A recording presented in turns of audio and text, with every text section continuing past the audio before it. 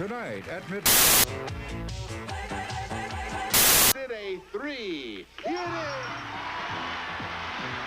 The Price is Right, Monday at 7:30 here on Channel 11.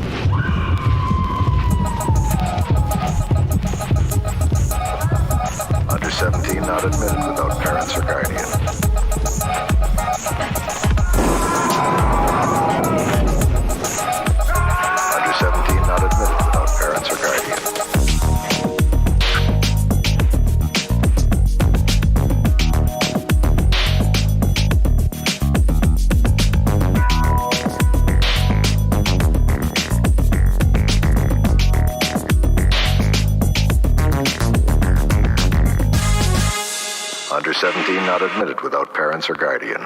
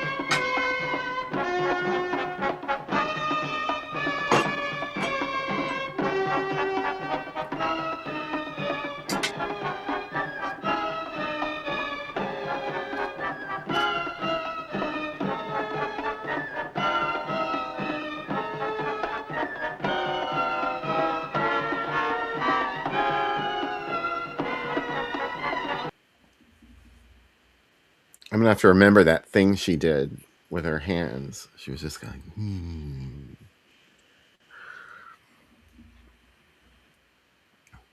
Bradley, can you read me? You're a little pixelated. Can you hear me? Yeah, we can hear you fine. Anyway, okay. Okay.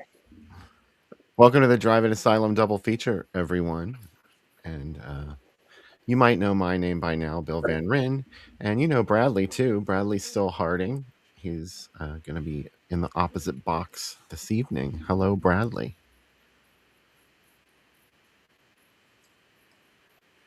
Thanks for having me back. I have another window here that keeps playing the intro, and I can't hear anything.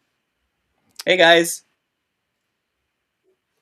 Well, I'm not sure what window you have open that's playing the intro. You don't have anything open in another browser, do you? In another tab? No, I don't. It's in the window that I'm looking at. But I can hear you now. Well, oh, okay. Good. Can you...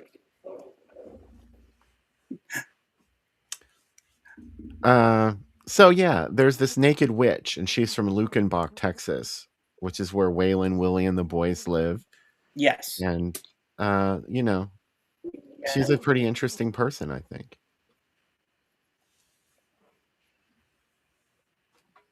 I absolutely agree. Played by Libby Hall, Essa Brownrigg's wife. Not at the time, but yeah, she gives a very memorable, exotic performance in this movie.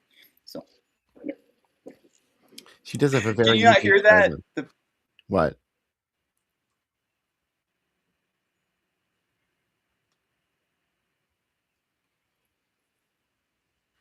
Oh, I think you've frozen up. Oh yeah, I'm watching the broadcast and you're all pixelated. Actually, it looks like it's like Curse of Bigfoot territory with you, Bradley. Bill, can you not hear that? No. I don't know what am I listening for? Okay, now the third window is gone. Yeah, I removed it because I was hearing music. I was hearing more of the intro and but I can it's gone, so I can hear you now. So okay, please continue. Cool. Oh, I hadn't even started, so I just. Oh, okay. The Naked Witch. It was one of those movies that came out in the early '60s where adult films were just starting to be exhibited, and they weren't even really very explicit. They were just movies that featured nudity, and apparently, there were some loopholes that you could get around for using nudity in a movie. And right, filmmakers were just starting to learn that. Yeah. Right. House on Bear Mountain and things like that. Right. And Larry Buchanan knew, what the people wanted. So He dabbled in various, subgenres of exploitation, but the sexploitation was definitely one of them that he excelled at, made money at. So Yeah, these were cash grabs, of course. People were looking to make something really cheap that they could put out and just rake in the money, and nudity was definitely a way to do that. But oh yeah, I mean, it's definitely the selling point, the naked witch. So nice. Hey, that window's back. thanks to our sponsors this evening, and it was super awesome of you guys to donate. Nora gave 50, or Nora gave 35. I think Mike Justice gave 50. It was just astonishing, the love that we feel from you guys. So thank you so much. You're going to support this show, Cool. the costs associated with producing it, and it's just super awesome to be appreciated. So we really sincerely thank you for that. And if you would like to donate to the show, make a small donation of any amount, really.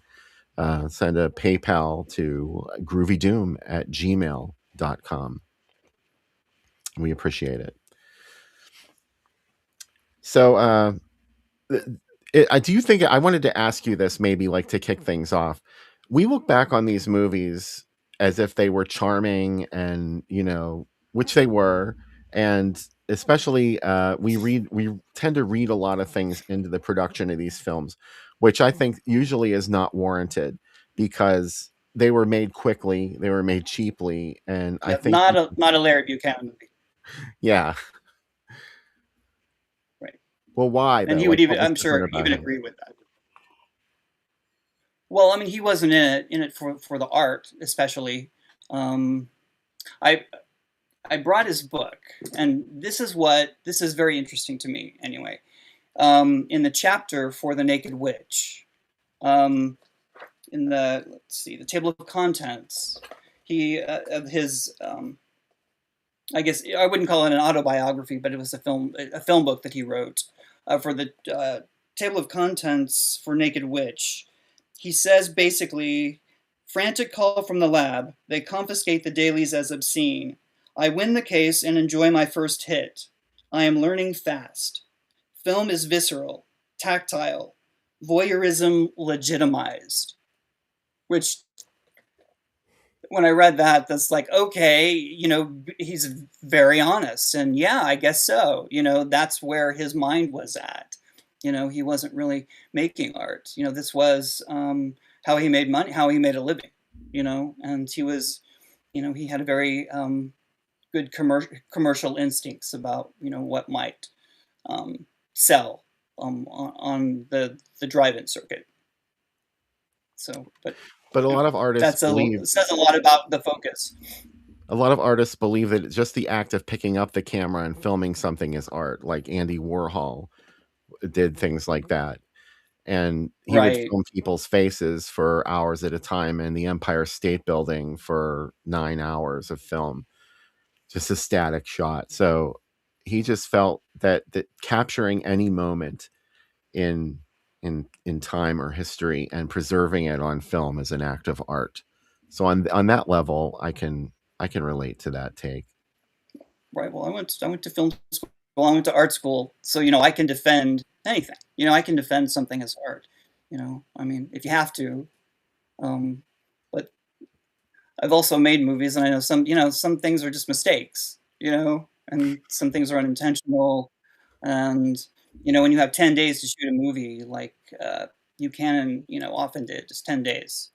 Um, that's not a lot of time to think about camera setups and things like that. But sure, I mean, you're pointing the camera at things, and there's some pretty great shots in this film. You know, I think so um, too. it's not it's not trash. I can defend a lot of it. It's an interesting looking movie. Um, but he's first and foremost, he's in it for the money. And that doesn't mean that it's not entertaining or on some level, creative and, artistic. Yeah, I absolutely agree. I think also we tend to lose sight of how difficult it was to actually make a feature at that time, because not that it's not difficult now, but the challenges are different today. And certainly the technical challenges have improved tremendously over Well, the decades. definitely, but using film, you know, shooting on film, and having to, record sound. That's that's difficult. You have to set up shots, and there's lighting involved. Even in a film like The Naked Witch, I mean, there's a thought process there, because you can't, just shoot anything. It has to be in focus. The lighting, you have to be able to see the image, to to a certain extent. You have to see the Naked Witch. You know. So yeah, shooting on film, that was expensive, you know, and not easy, to come up with something that was coherent, with a shooting schedule like that. Yeah, you didn't know what you had in those days. You had to have it developed and look at it. So, Right, there was at right, least, a turnaround of a day or so before you knew if you got the shot you wanted. right. So, I mean, you could absolutely defend that that's art, you know? I mean, people aren't shooting on film much anymore, so. Uh, Also, the quality of the films. I wondered if you could speak to that, like something like The Naked Witch. This is, I love this movie. Okay, don't get me wrong, but it does have that stagey aspect of other low budget movies, even those, of course, other things made by Larry Buchanan, also SF Brown Rig, and any regional independent filmmaker. There's a certain stagey quality to the work Oh, sometimes. right. Well, they're right.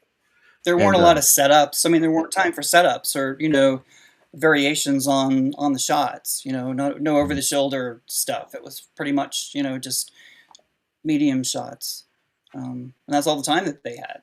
You know, and with one of the interesting things about Naked Witch is that he was given a specific set of guidelines. He's able to make the movie that he wanted, but you have to have these elements. Nudity, of course, and you couldn't have a lot of dialogue. And they also wanted it in color, and I think they wanted it, to run for a specific amount of time. So, and it's maybe an hour, it's like 79 it's minutes. like maybe a little less than an hour. Is it 79 minutes? Okay, That's what the file length was okay, on YouTube. okay. Well, drive-in movies were no more than 80 minutes anyway, really. In the 60s and 70s. I'm sorry, I said They shouldn't have 79. been. I meant 59. It's 59 Okay. minutes. It was Okay, less than an right. hour. You So were a little under absolutely an right. hour, right? You could program more movies that way, and what was it? The Roger Corman rule? They had to be 80 minutes because of the film cans. Hmm. You could send the 80-minute movie in the one film can as opposed to two, and it was cheaper that way.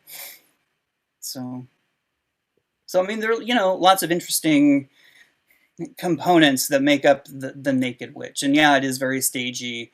Um, Sort of dreamlike too, because of there's a lot of voiceover, which was requested. There are only a handful of scenes that are actually that are actual dialogue scenes where you see the actors talking, which makes it kind of dreamlike, and I know it's not really intentional, but it's interesting. It's like some of it's like watching a dream. It's a little like Doris Wishman. She used even less dialogue in her films. Right, And right, whenever people were speaking, they usually were not on camera. right. It was the other person and their reaction that you were watching.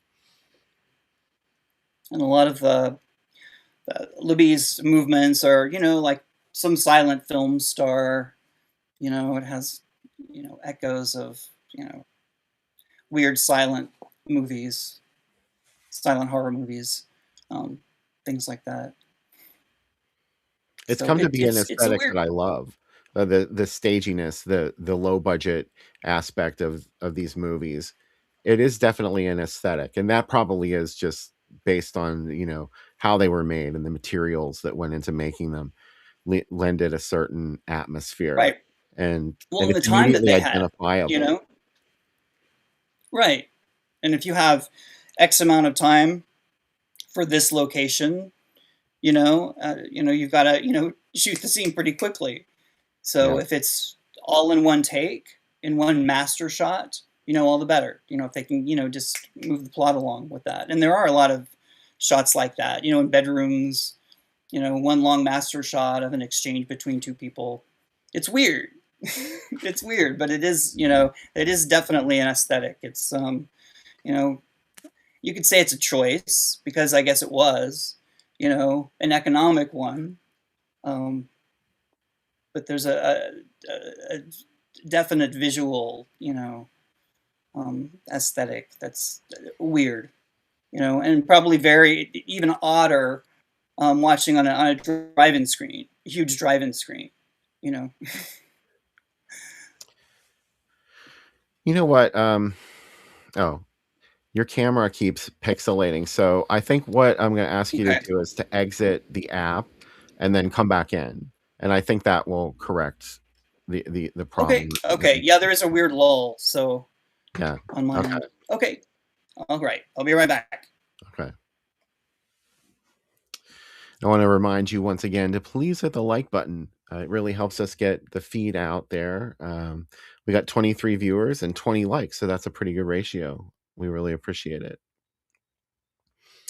I think the reason that I brought that up with Bradley a moment ago was because I saw Fred Olin Ray talk about that on his social media this week about how, well, he was talking about distributors and how, and we've said this on the program too, anybody who follows this kind of genre, these kinds of movies, we all have this thought at some point or another, at least you should, is when you look back on the previous ways that films were marketed, like when they would make them specifically to be exploited on the drive-in circuit.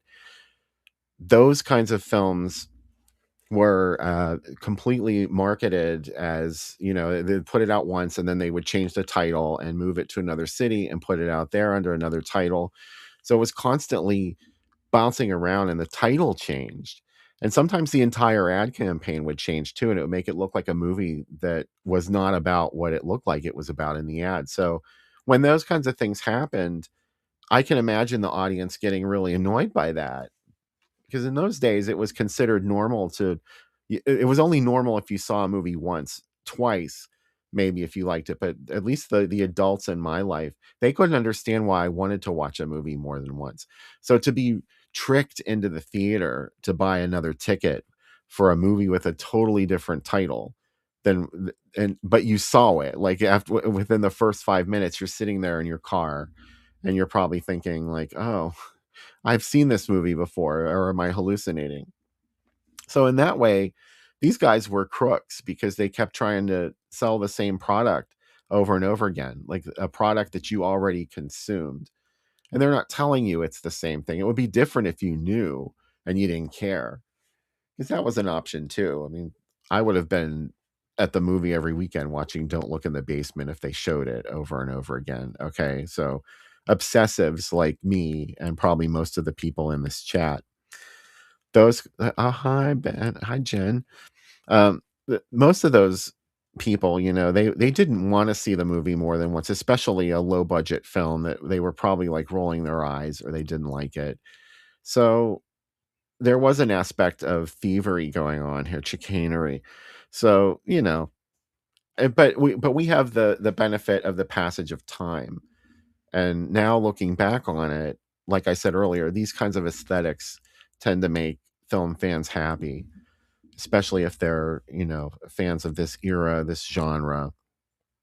These things are gonna start to become charming to you at some point.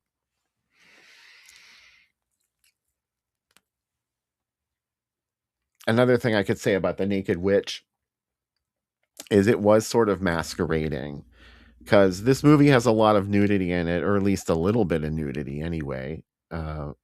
All of it, if I recall, the star, Libby Hall, she's the one that's naked in the movie. But they did market it as an adult film, like as if there was something dirty about it. And you'll see when you actually watch the movie, there is one scene where they pull the punch, like she's supposed to cut some woman's clothes off while she's sleeping, but they don't show it. They don't even show the sleeping woman's clothes coming off. Bradley, you remember that part, don't you? Oh yeah, yeah. I just watched most of the movie again today, so just to refresh my memory. So Sorry, my connection is not great, but I'm gonna. in a real adult film, that would have turned into like a love scene between the two women when she did Right, that. right. I think it was shot in '57, so at least according to Buchanan's book. So, Oh and wow. so the stuff that he was shooting in '57, I mean, that's kind of pushing the envelope there. '61, that was even a lot. As far as nudity. That's true. Uh-oh. What's wrong? Are you good? Yeah, you're coming in and out. I guess it's on my end. Yeah, it looks okay on this end. Okay. Sorry, guys. I'm sorry. It's not a great connection.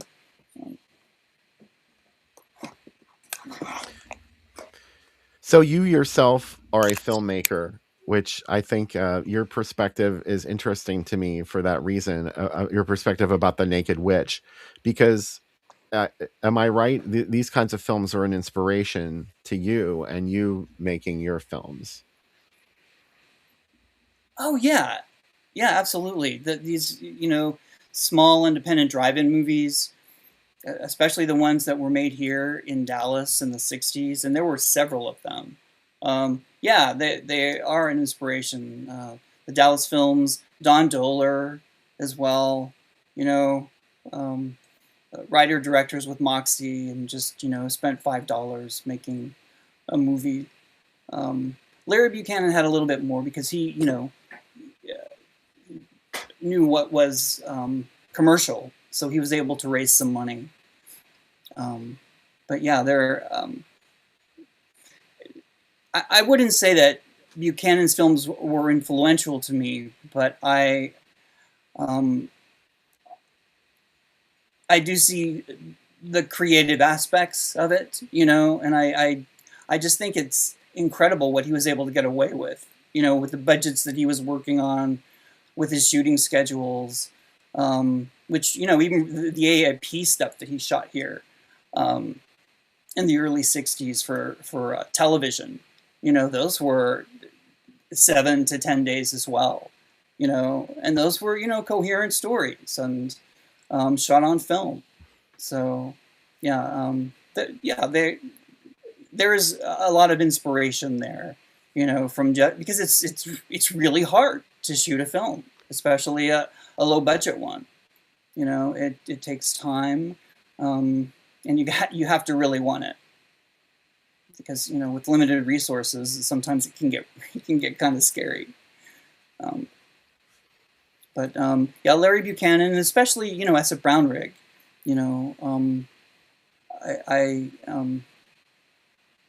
I do have an affinity for their work, and very inspirational. They do speak to me. I wish I'd been able to see some of Buchanan's films on a drive-in screen. That would have been fun. Yeah, that is. We don't get to see them. We normally don't. We don't get to see them the way they were intended to be enjoyed, which was literally at a drive-in for many of these films, or a rundown grindhouse. Right. I do feel fortunate, though. I was able to see, and I'm sure I've shared this story before. I was able to see "Don't Look in the Basement" at a drive-in movie in the early '80s, and I just remember it being nothing like I thought it was going to be, but very feverish and weird, and it really did a number on me. Huge screen, all that sweat. All that implied violence and the acting.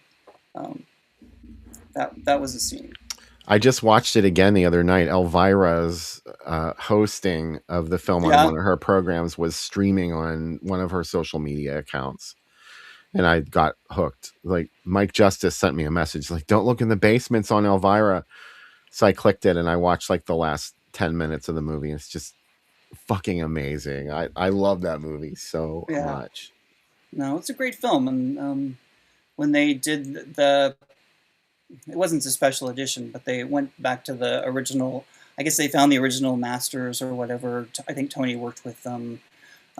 Whatever print they were able to find was pretty pristine. It wasn't the masters, so they didn't have that. But the actual film, I mean, it's really well made, and it's Absolutely. I won't say it's pretty, but it is a good looking movie. Nice. Oh, my poster. Yeah. So a beautiful thing. I envy you every time I see that. Thank you. Oh, and this is interesting. The film that I'm making now that's in post-production, the computer that I'm editing the film on was built by Tony Brownrigg, the son of the Naked Witch. He built this computer for me, and he helped me with some post-production film on my last movie, and that's how I got this computer. But yeah, he built it for me, so that's kind of a cool amazing tie. Yeah.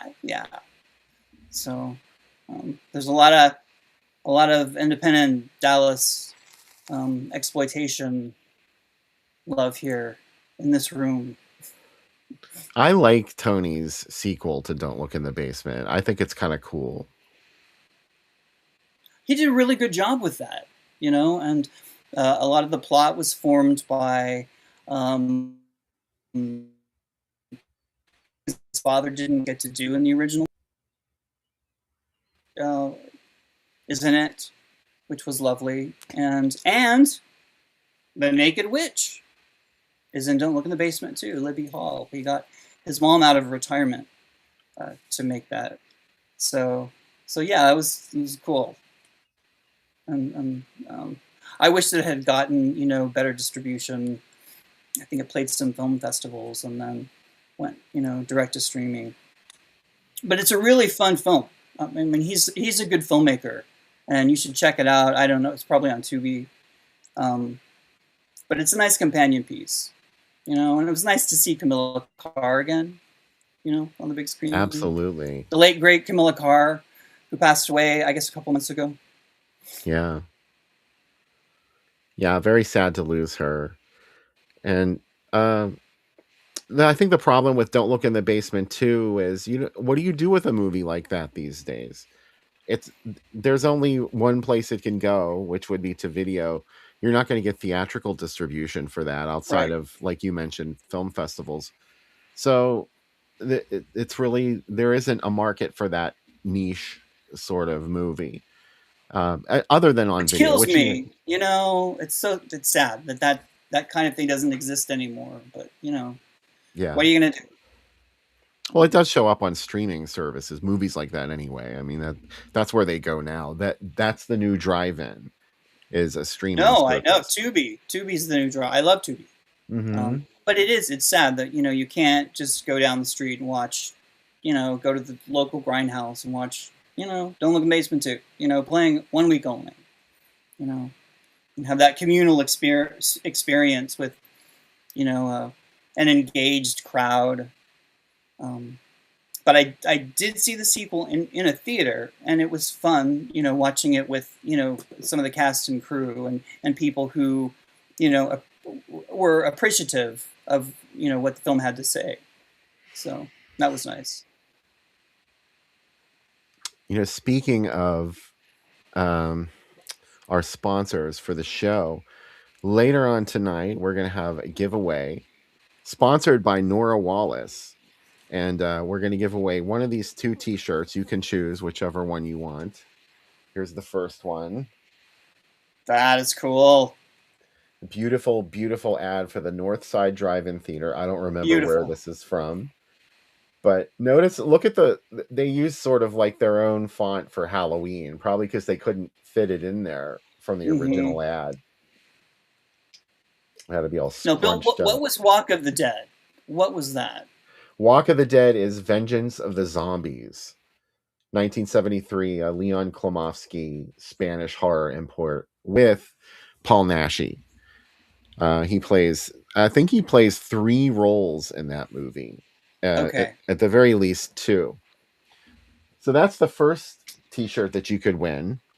Also, here's the second one, and you're going to love this one, Bradley. My movie. 2 movies that you love. Don't you love Mark of the Witch? Well, no. What's the one? Oh, okay. I couldn't read it. Yeah. I do love Mark of the Witch. Well, that's another Dallas film. That's another one of the Dallas films, though. Yeah. I think part of it was shot at UT. That's a gorgeous shirt as well. That's a hell of a double feature, too. This was 1982. Wow. That's Wrap your head around that. Mark of the Witch was still showing. Somehow. It was still It's out pretty there. dated. It's pretty dated. I mean, it's early 70s. You can always tell, but sometimes it can just sort of squeak by when a movie is outdated. Not that one.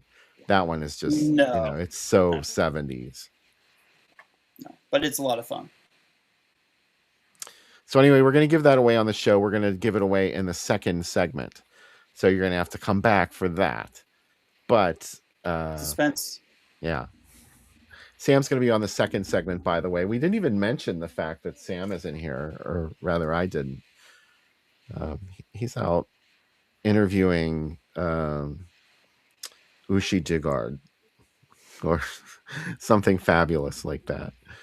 I'm joking, but he's off doing something else. So he's going to be on the second segment. Look for him then. He's also going to do the drink segment virtually. And why don't we take a short break, and we'll come back and have some ads to look at for the Naked Witch, the newsprint ad campaign. It's going to be fun.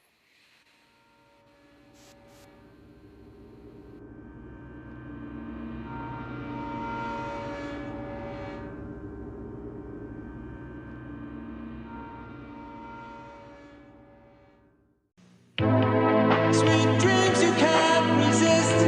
N-E-S-T-L-E-S. A dream as sweet as this. N-E-S-T-L-E-S.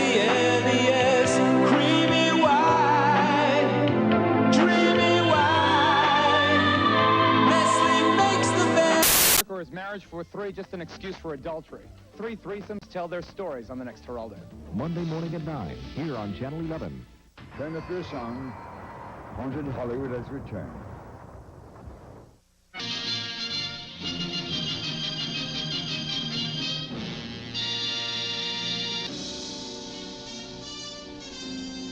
Honey, he's right, but I've tried lots of softeners, even liquids. Not new Downy. New advanced formula. Commercial from the kitchen. Because frankly, it doesn't make any difference which dishwashing liquid you use. So how can you get...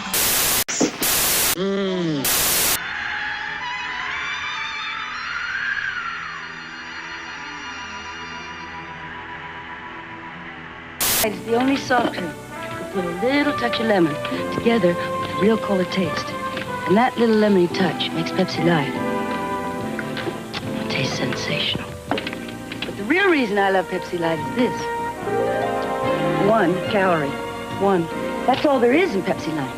And that helps me keep looking light all over. Looking Pepsi Light.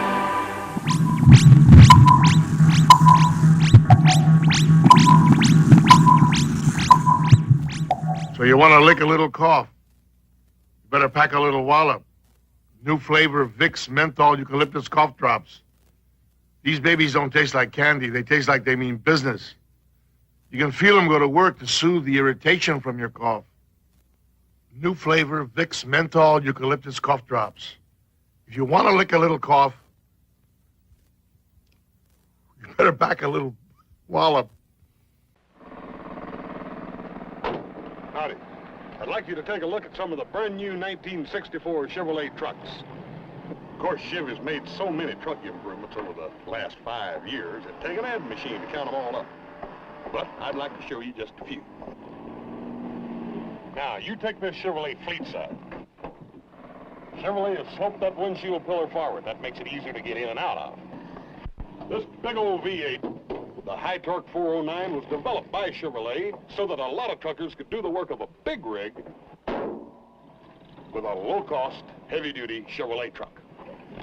All these new Chevrolet trucks for 64 are raring to go to work for you. So what do you say? See the new 1964 Chevy trucks at your Chevrolet dealers.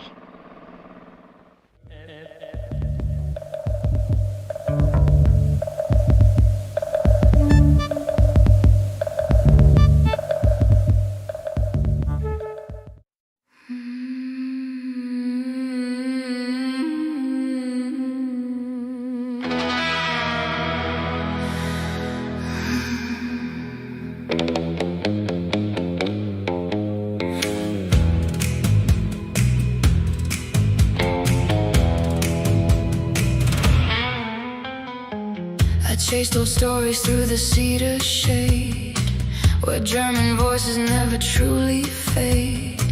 One weathered marker hid beneath the vines, a whispered curse surviving all these times.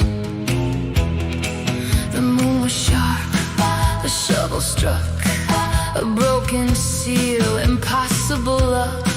The silence cracked beneath the sky, and eyes were open wide.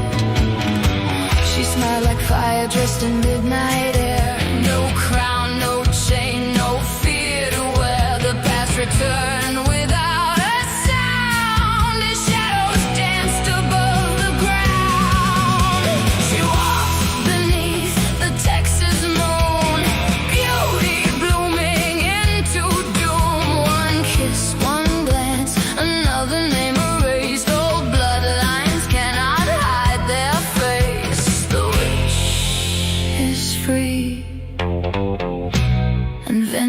Tastes like ecstasy.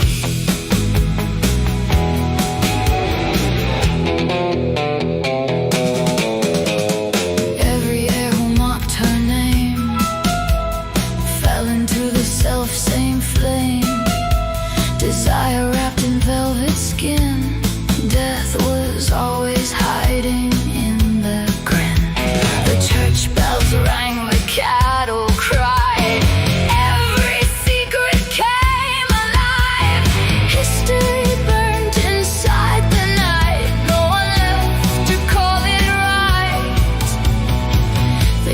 Truth beneath the clay, but roots remember every day. You feared the woman you could not own. Now reap the harvest you have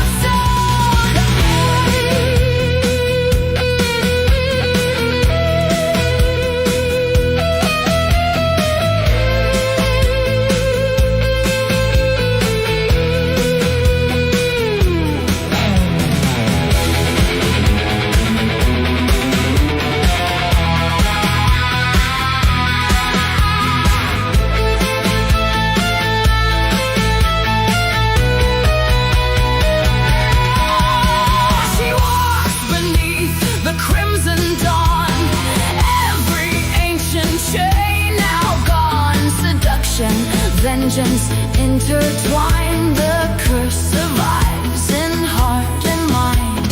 The witch is free.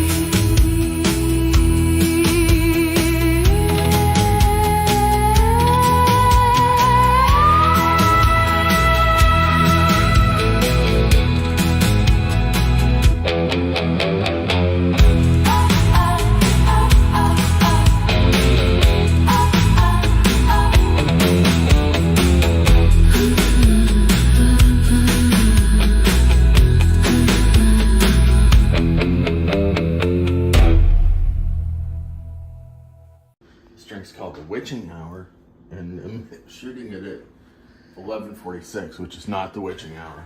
Early hour for witches, which most witches are sleeping. Anyway, what's in it? Ounce and a half of whiskey. Oh my God, it's Irish whiskey, so do what you will. An ounce and a half of dark rum, 3 ounces. pineapple juice, half an ounce of lemon, half an ounce of syrup, 2 dashes bitters. Don't be bitter. Pour it into the thing. All of it goes in the thing. None gets left. No spirit left behind in this drink. Look at that.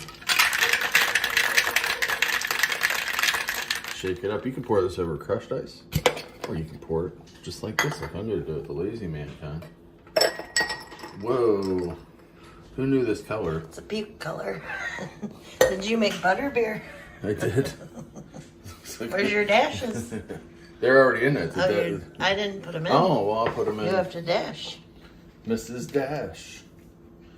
When I was a kid and I was dieting all the time, I used to just bring packages of Mrs. Dash with me to school and I would eat them. You would eat Dash Dust? Dash Dust. I would do lines of Mrs. Dash.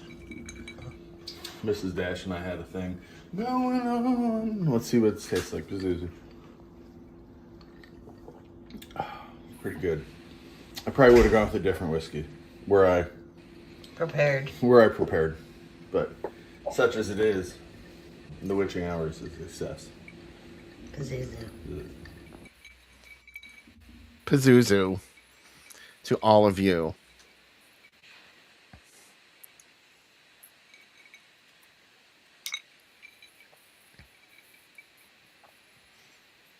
I'm not sure if Bradley can see us or not. I can. There's just my window's glitchy and I'm still getting your movie. Okay, there it goes. Yeah, no, I killed it. Even it was crackerjack. I love your films, the films you make for the show. So. Oh, well, thank you. I love your films too. I do love Creature of Destruction, Keeper of 13. You make real films. I just make these little video things.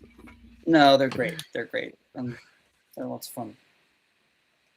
So let's look. And on that note, the Creature of Destruction, I think I mentioned my neighbor, Michelle, was in The Eye Creatures. the Larry Buchanan movie, The Eye Creatures. Was she the woman with the inky wasp hairdo? No, she was one of the teenagers making out in the cars. Okay. But she's seen throughout the movie, and I think she has a line. She's a blonde in the movie.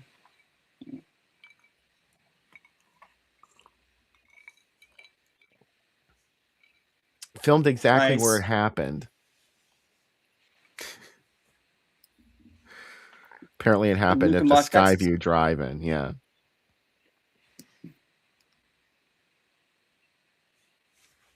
It's something wild. I don't know what that is. Well, Carol Baker, Queen of the Giallo, and Ralph Meeker, who was Gordy the Ghoul, I think, in Kolchak. Really? Okay. I'm pretty sure that's who was Gordy.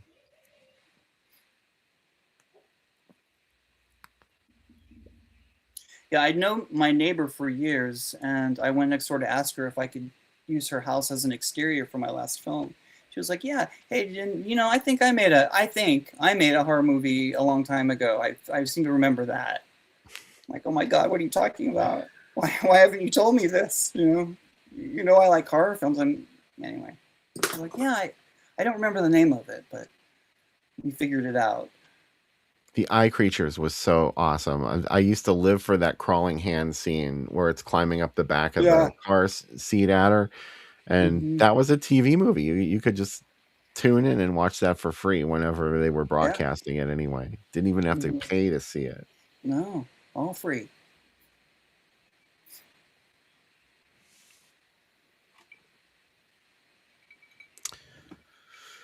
Well, anyway, this is a very tabloid ad campaign that they use for this. And of course, there's a blocked out area where the witch is presumably naked underneath that.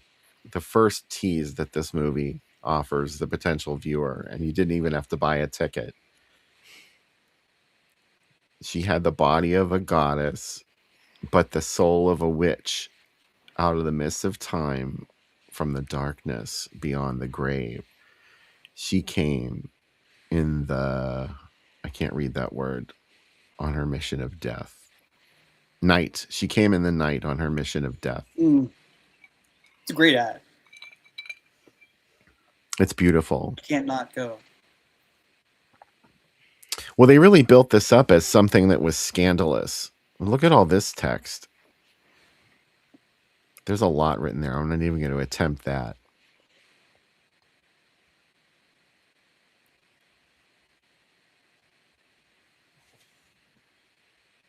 There's Carol Baker again. Then now they got a picture of her. It's beautiful.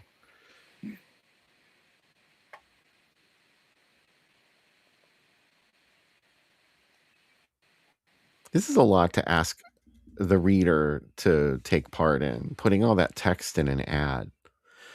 I can't imagine a world where that was a good idea.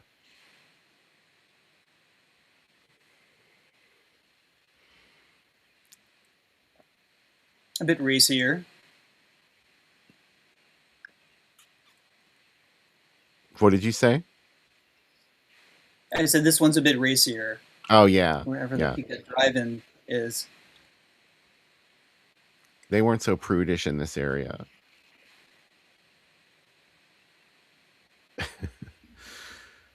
Plus the Three Stooges in orbit.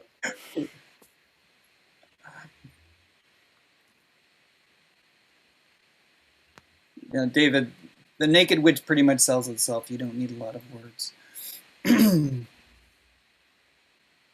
She swims and kills in the nude.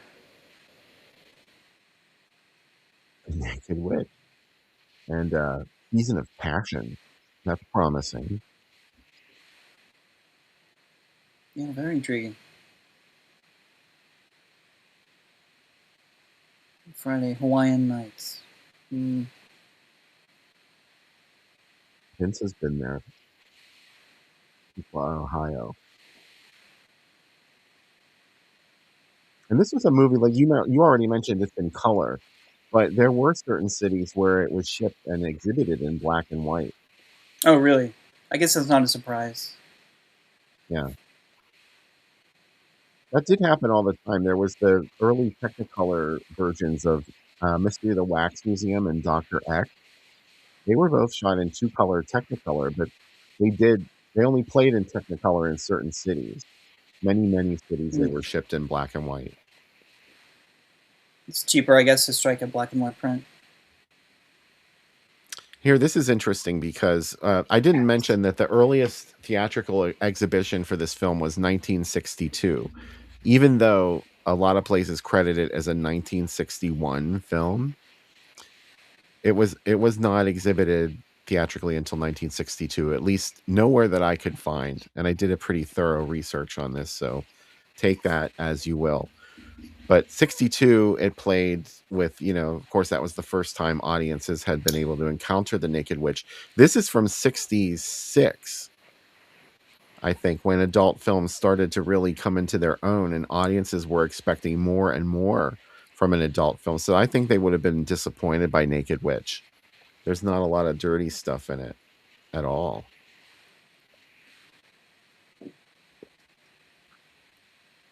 By that point, I think something had shifted by 66, so that was probably already, especially if it was shot in 57. Truth.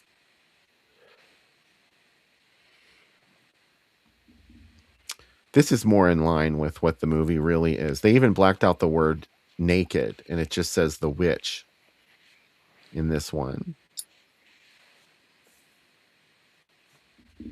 But here it was showing with those Kroger Bab, exploitation roadshow movies, Right. Birth of Triplets. No Greater Sin. I forget which one that one was, what that was really about.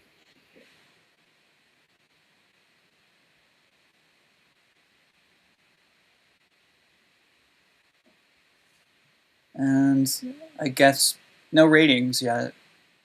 Nothing to trumpet as far as a rating. Yeah. You'll never see it on TV. It says right there. That's true. They wouldn't show this on TV. They could, but they could just cut out the brief moments of nudity.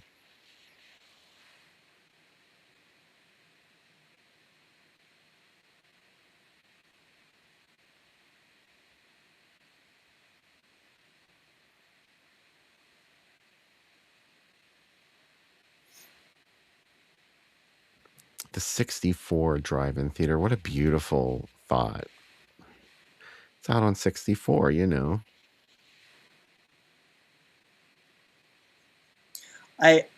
I'm pretty sure it came to Dallas in '63, or there was at least a showing of Naked Witch in '63. Mm-hmm. They did news from the day Kennedy was shot.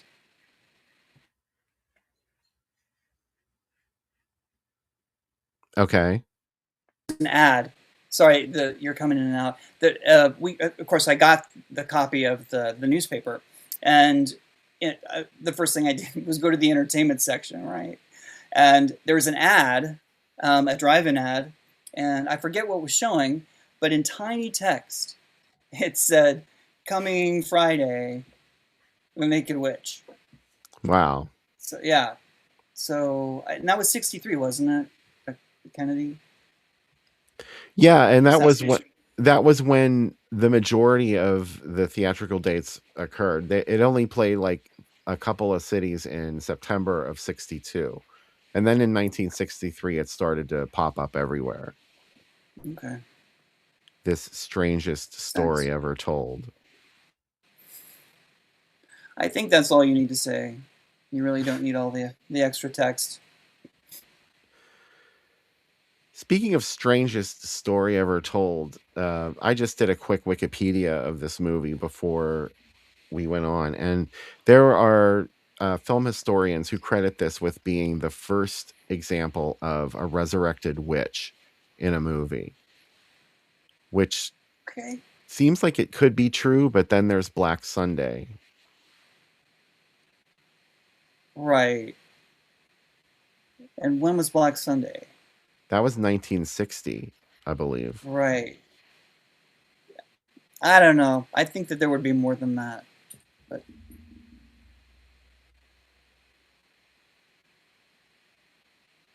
they really talk this movie up if you actually do read that text. When she struck, the very stream ran red with blood, for out of the realm of death itself had come the naked witch. And that's really saying a lot.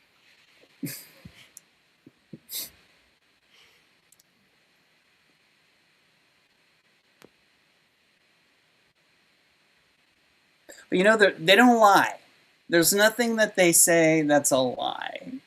They do take nuggets from the plot. So, it's a lot of hyperbole there, but I mean, at least, they do touch upon things that actually happen in the film, so. Now, there is a lie in this ad. Can you spot it? There's a lie. Jeff Barney becomes soul of witch. No, look higher up. What's the lie? The lie is that it's breaking records from coast to coast. And there's this ad, this number quoted here: 60,000 people saw it 1 week in St. Louis. Broke all records in New Orleans last week. Crowds everywhere. It's amazing. Filling drive-in theaters everywhere. Many see it standing.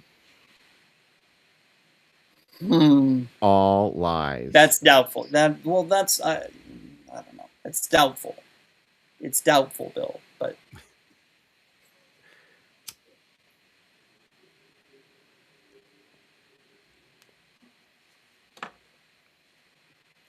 there are a couple moments of ghoulishness in this film, including her resurrection scene,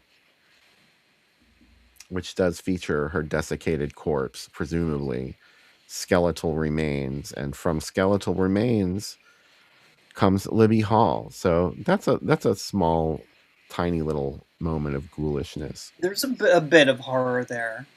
Yeah. Oh, wait, this is one we already saw. There were only 2 others. I shall dig them up.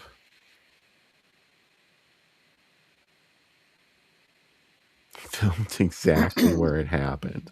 I can't get over that. Like, okay, so that's the other thing about this movie I wanted to touch on. There really was a legend of a witch in Lucjenbach, Texas.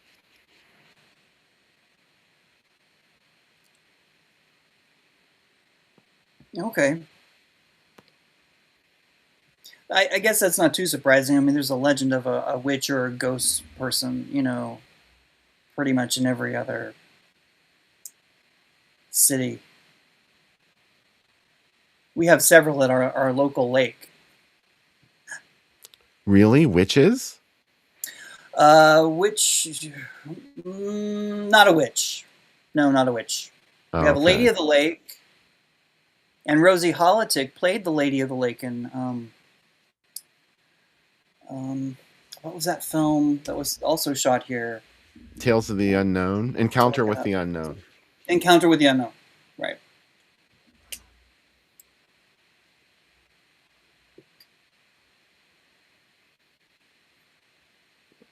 I always forget that Rosie was in that one. It's sort of like her forgotten horror movie to me. Right, but there's a bonus one. It's Horror High, Basement, I guess just the 3. Encounter with the Unknown. It's a great trailer. Well, okay, so anything else you want to say about The Naked Witch before we go to the film?